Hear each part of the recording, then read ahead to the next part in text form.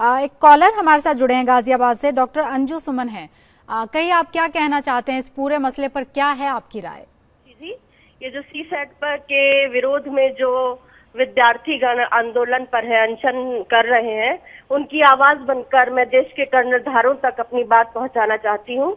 चलिए, मोदी जी तक बात पहुंची भी है आज। अंजू सुमन जी, आज बैठक जो हुई जेटली, राजनाथ और जितेंद्र सिंह के बीच में, तो ये बैठक में कोई नतीजा तो नहीं निकला, लेकिन इतना जरूर कि छात्रों की जो बात है वो मोदी तक जरूर पहुंचाने की कोशिश की जाएगी, क्योंकि उम्मीद शायद अब उन्हीं से है कि वो क्या हल निकालते हैं इस मसले में। लेकिन हमारे साथ विनय प्रकाश जी लगातार जुड़े हुए हैं, पूर्व IAS हैं, प्रशासनिक अधिकारी रहे हैं। जितेंद्र जी, विनय जी, ये कुछ आंकड़े हैं हमारे पास। 2008 में 5082 छात्रों ने परीक्षा दी थी हिंदी भाषा में, और 2011 में ये घटकर 1682 पर आ गई है। तो ये 3-4 साल में अगर इतनी गिरावट है तो यानी कहीं ना कहीं परेशानी तो है, और वो परेशानी अब इस तरह सड़कों पर दिखाई दे रही है। लेकिन जो हिंदी के छात्र आ रहे हैं उनकी समस्या यह है, एक तो आपने कहा कि अगर वो कॉम्प्रिहेंशन टाइप है तो ज्यादा समस्या नहीं है, लेकिन हमारे आंकड़े ये भी बता रहे हैं कि जो सवाल कम नंबर के, यानी 200 सवाल जो हैं, उसमें जो बहुत सारे सवाल ये बताया जा रहा है कि उनका अनुवाद जो किया जाता है, अनुवाद इतनी क्लिष्ट हिंदी में कर दिया जाता है कि वो भी समझ से बाहर होता है।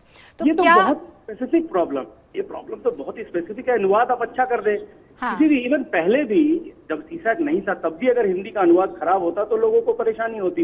लेकिन सवाल ये है कि मान लीजिए कि अंग्रेजी लगातार बढ़ावा भी मिल रहा है, ये तो इससे तो कोई मना नहीं कर पाएगा कि अंग्रेजी को बढ़ावा मिला है बीते कुछ सालों की बात करें तो अंग्रेजी महज आपकी कमजोर है, इसलिए आप एक अच्छे प्रशासनिक अधिकारी नहीं बन पाएंगे।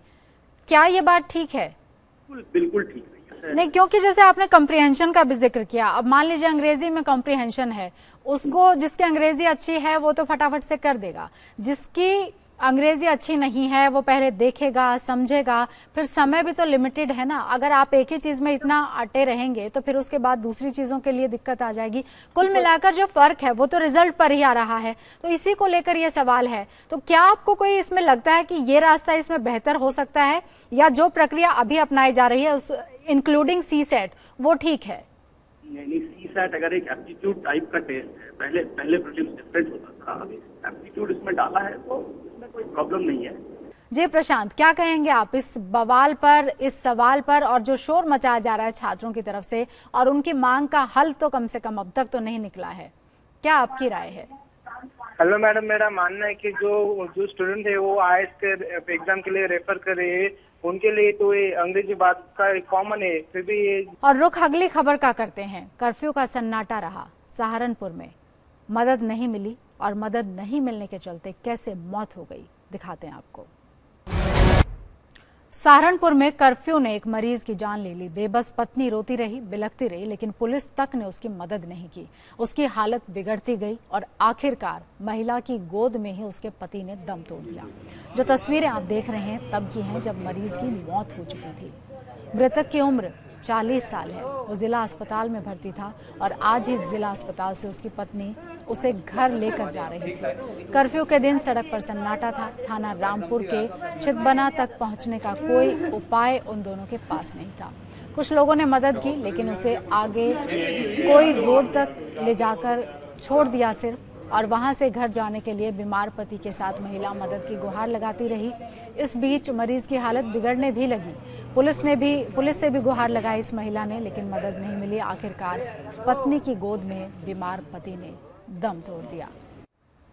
सहारनपुर में कल हुई हिंसा को लेकर केंद्रीय मंत्री कलराज मिश्रा ने ISI का हाथ होने की आशंका जताई है। कलराज मिश्रा ने कहा कि पश्चिमी उत्तर प्रदेश में तनाव के माहौल के पीछे देश विरोधी ताकतों का हाथ है। सहारनपुर में आखिर हालात इतने बिगड़े क्यों? क्या कहीं कोई प्रशासनिक चूक हुई थी?